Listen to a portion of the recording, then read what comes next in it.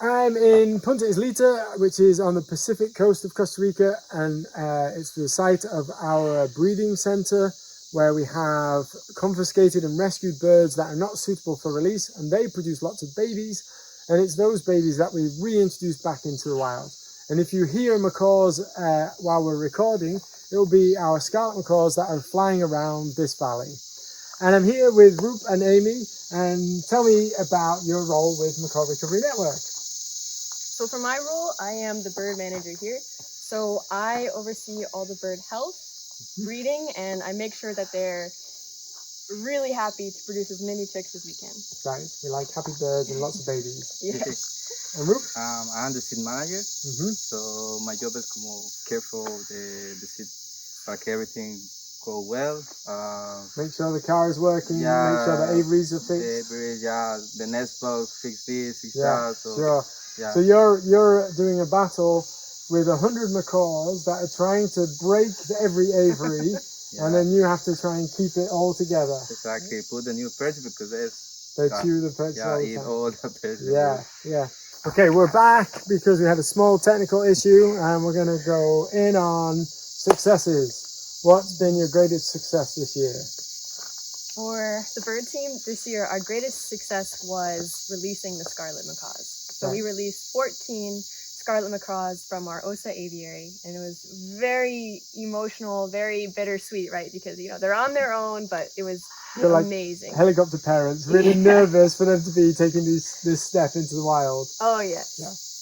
And then our second biggest success was we had our first successful great green foster parents, and they have done really well, and their chick has fledged. Right. And we're so really proud there of was that. a pair that were not doing well at incubating, and you moved an egg, or you moved a chick, or how did you do it? Yes, so we had a set of parents that laid 2 eggs, but we know from their history they can only handle 1 chick at a time. Right. So we took that second egg and we took a little bit of a risk by putting him with Cliff and Lizzie. Yeah. And they did a great job. Yeah, Super. very successful. Super.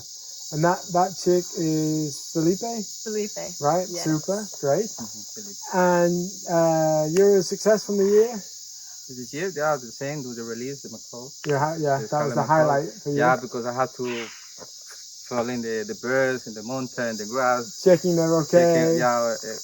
In the mornings, in the afternoon too. So we have to sometimes walk much for the mountain. Yeah. So that's nice. Nice. So it's good, yeah. Good stuff.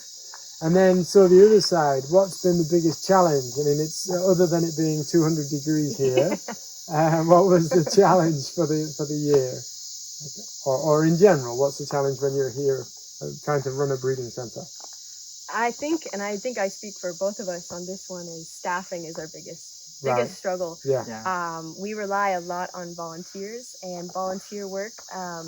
So we've had a big struggle getting our word out to the volunteers, recruiting people. Yeah. So we really want to bump that up in the coming year. Sure.